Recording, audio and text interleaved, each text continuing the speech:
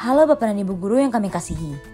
Perkenalkan, kami dari kelompok 5, kelas 12 MIPA 4, ingin memberikan banyak informasi terkait praktikum penyepuhan logam. Tapi sebelum itu, kenalan dulu dong sama kami semua. Yang pertama nih, ada Angelika Ang nomor absen 3, Devni Juwana nomor absen 10, Jocelyn Priscilia Cantona nomor absen 17, Kania Pertiwi nomor absen 18, dan saya sendiri, Vincentia Selati Widianti, nomor absen 30. Nah, kan sekarang udah pada kenalan. Tanpa berlama-lama lagi, yuk kita langsung masuk ke videonya. Untuk tujuan matematika yang pertama adalah untuk siswa mampu menampilkan data dalam bentuk tabel dan atau grafik. Lalu untuk fisika, yang pertama adalah siswa mampu menjelaskan prinsip yang digunakan dalam alat ukur voltmeter. Lalu untuk kimia adalah agar siswa dapat melakukan penyepuhan logam secara sederhana. Dan yang terakhir untuk biologi, yang pertama adalah siswa dapat menyebutkan dampak-dampak negatif yang ditimbulkan dari aktivitas penyepuhan logam. Dan yang kedua adalah siswa dapat menjelaskan dampak negatif tersebut dari aktivitas penyepuhan logam. Kemudian, berikut adalah dasar teori praktikum kami. Untuk matematika, kami memberikan variasi tabel dan grafik. Teori fisika yang kami gunakan menjelaskan tentang voltmeter, mulai dari prinsip kerjanya hingga cara menghitung persamaannya yang meliputi 3 hal utama, yaitu hukum Lorentz, hukum Ohm, dan alasan voltmeter selalu dipasang paralel pada suatu rangkaian, serta cara membaca voltmeter itu sendiri.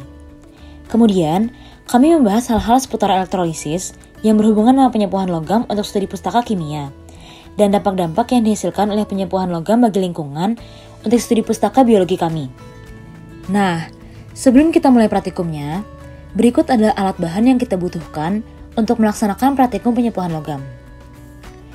Setelah alat dan bahannya sudah siap semua, yuk kita mulai praktikumnya. Pertama-tama, sambungkan dulu 4 kabel capit buaya sesuai dengan positif negatif dan warnanya pada voltmeter. Kemudian, timbang berat paku awal dan catat baik-baik. Mulai tuangkan larutan CuSO4 sekitar 100 ml. Dan sambungkan kabel positif pada tembaga dan kabel negatif pada paku besi. Lalu, rendam ke dalam larutan CuSO4 dan sambungkan 2 kabel sisanya pada baterai, sesuai dengan negatif positifnya ya. Setelah itu, tinggal menunggu selama waktu yang sudah ditentukan. Jangan lupa untuk menimbang berat paku setelah penyepuhan. Nah,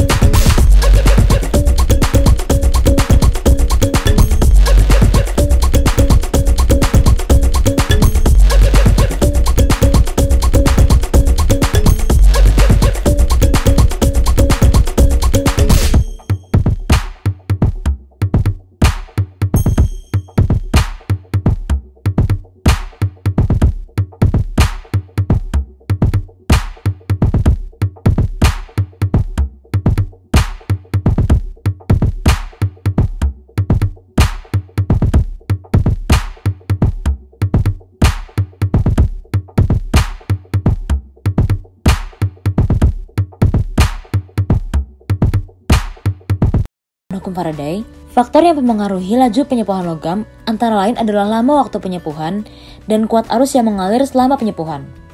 Namun sayangnya, perubahan massa paku pada data hasil praktikum dan hasil perhitungan menunjukkan perbedaan yang cukup signifikan. Itu berarti terjadi ketidaktelitian pada peneliti ketika mengukur massa paku. Nah sekarang, ayo kita bahas bersama-sama bagian biologinya. Penyepuhan logam yang tadi dilakukan adalah penyepuhan logam tembaga atau CO, di mana tembaga termasuk salah satu logam berat yang dapat berujung membahayakan apabila keberadaannya berlebihan. Memang biasanya digunakan untuk pertumbuhan kehidupan biologis, seperti pada alga atau tanaman air lainnya. Namun apabila berlebih, logam akan mengeluarkan daya racun yang dimilikinya. Tembaga yang berlebihan juga dapat mengganggu komponen tanah dan udara dengan caranya masing-masing. Tembaga memang ada pada tubuh kita, namun apabila jumlahnya berlebihan, akan memunculkan dampak buruk bagi tubuh. Pencemaran lingkungan akibat limbah electroplating dapat dikurangi dengan beberapa cara, seperti presipitasi atau pengendapan, absorpsi atau penyerapan, filtrasi atau penyaringan, dan juga koagulasi. Koagulasi lebih sering digunakan karena dapat memisahkan antara endapan dan bendingan, di mana limbah electroplating menghasilkan endapan yang tidak dapat larut. Pertanyaannya sekarang adalah, sebenarnya apa sih yang mau kita simpulkan dari praktikum ini?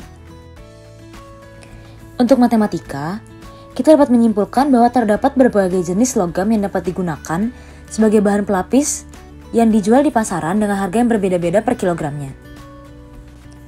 Kemudian dalam ranah fisika, kita dapat menyimpulkan bahwa prinsip yang digunakan dalam voltmeter meliputi hukum Lorentz, hukum Ohm, dan rangkaian listrik pada voltmeter yang menyebabkan selalu dipasang paralel di dalam suatu rangkaian. Selain itu, cara membaca voltmeter untuk voltmeter digital adalah dengan membaca angka yang tertera, dan pada voltmeter analog adalah dengan melihat angka yang ditunjuk oleh jarum penunjuk dan dimasukkan dalam rumus. Masuk ke dalam kimianya nih. Kalau kita lihat lagi data praktikum dan pembahasan yang tadi, kita sudah dapat menyimpulkan bahwa lama waktu penyempuhan dan kuat arus yang mengalir pada larutan elektrolit merupakan salah satu faktor yang dapat mempengaruhi banyaknya logam yang disepuh. Sementara itu, jika kita lihat dari sudut pandang biologi, dampak yang terjadi pada 3 komponen utama antara lain adalah air bersih yang menjadi tercemar dan dapat mengganggu kehidupan makhluk hidup di dalamnya, tanah yang menjadi kurang subur dan kurang baik untuk bercocok tanam, serta air tanah yang juga tercemar. Dan yang terakhir, polusi udara. Nah sekarang, kita akan menjawab pertanyaan-pertanyaan yang sudah ada. Untuk menjawab pertanyaan matematika yang pertama, berapa luas permukaan logam yang akan dilapisi, dan juga berapa berat bahan pelapis yang akan dibutuhkan. Pertama-tama, kita harus menghitung luas paku pertama. Ketika dihitung menggunakan rumus luas permukaan kerucut, luas permukaan tabung, dan juga luas lingkaran, akan didapatkan nilai sebesar 3,62 cm persegi. Sedangkan luas permukaan paku kedua akan didapatkan nilai 4,34718 cm persegi. Kemudian, untuk mengetahui berat bahan pelapis yang akan dibutuhkan, kita harus mengetahui terlebih dahulu kuat arus yang mengalir selama penyepuhan. Setelah melalui perhitungan, didapatkan kuat arus sebesar 3,09 ampere. Dan akhirnya, berat bahan pelapis yang akan dibutuhkan setelah melalui perhitungan didapatkan 2,39 gram. Jadi dapat disimpulkan bahwa untuk paku dengan berat 2,3 gram akan dibutuhkan 2,39 gram bahan pelapis. Sementara untuk menjawab pertanyaan yang kedua, berdasarkan informasi harga pelapis di pasaran, biaya yang akan dibutuhkan untuk melapisi logam menggunakan logam tembaga adalah sekitar Rp45.000 sampai Rp82.000. Sementara dengan menggunakan emas akan membutuhkan Rp829.345 dan 60 sen per gramnya. Sementara jika menggunakan perak akan membutuhkan biaya sebesar Rp12.441 dan 61 sen per gramnya. Pada bagian fisika, voltmeter pada dasarnya dibagi menjadi 2, yaitu digital dan juga analog. Untuk voltmeter digital, angka yang ditunjukkan ialah besar tegangan rangkaian itu sendiri. Untuk voltmeter analog, cara mendapatkan besar tegangan adalah dengan menggunakan rumus. Sedangkan, untuk prinsip yang dipakai dalam voltmeter tipe PMMC adalah gaya Lorentz yang dihasilkan oleh arus listrik dan pengaruhnya dengan magnet permanen yang ada. Cara kerja voltmeter juga didasarkan pada prinsip hukum Ohm yang mengatakan bahwa tegangan yang melintasi suatu hambatan akan berbanding lurus dengan arus yang melewatinya. Voltmeter lalu pada dasarnya akan selalu diletakkan paralel di dalam suatu rangkaian, karena Ia memiliki hambatan yang sangat tinggi, bahkan mendekati tak terhingga, yang bila mana dirangkai secara seri, maka hambatan totalnya akan sangat besar dan arus listrik bahkan tidak dapat melaluinya. Untuk menjawab pertanyaan kimia, kita dapat merujuk dari Jurnal Mekanikal Teknik Mesin FTUP yang telah disusun oleh Wina Libiawati. Dalam jurnal tersebut, diketahui bahwa penyepuhan logam atau electroplating merupakan salah satu cara mencegah terjadinya korosi pada logam, yakni dengan melapisi logam yang mudah berkarat dengan logam yang tidak mudah berkarat. Salah satu contohnya yang sering dilakukan oleh manusia adalah melapisi baja atau besi dengan seng yang memiliki sifat tidak mudah berkarat. Sekarang, mari kita bahas pertanyaan terakhir dari biologi. Limbah hasil electroplating tentu dapat berdampak buruk bagi komponen air, tanah, dan juga udara. Limbah dapat membuat air tercemar dan makhluk hidup di dalamnya dapat terganggu kehidupannya. Selain mengganggu perairan, limbah ini juga dapat mengganggu komponen tanah dengan membuat tanah lapisan atas rusak, dan air tanah juga dapat tercemar dari bahan-bahan kimia itu sendiri. Terakhir adalah komponen udara, yang dapat tercemar melalui asap pabrik itu sendiri atau dari menguapnya air yang sudah tercemar itu sendiri. Hal ini menyebabkan udara yang biasa kita hirup dapat mengalami polusi. Nah, kita sudah sampai nih di penghujung pembahasan. Bagaimana? Sudah mengerti belum hal-hal terkait penyepuhan logam? Meskipun memiliki banyak manfaat, seperti mencegah korosi dan menambah kesan menarik pada barang, namun jika limbahnya dibuang sembarangan, tetap dapat menimbulkan dampak negatif loh. Jadi, kita harus bijak-bijak nih dalam mengelola limbahnya. Sekian pembahasan dari kelompok kami. Permohonan maaf kami haturkan sebesar-besarnya bila ada salah-salah kata.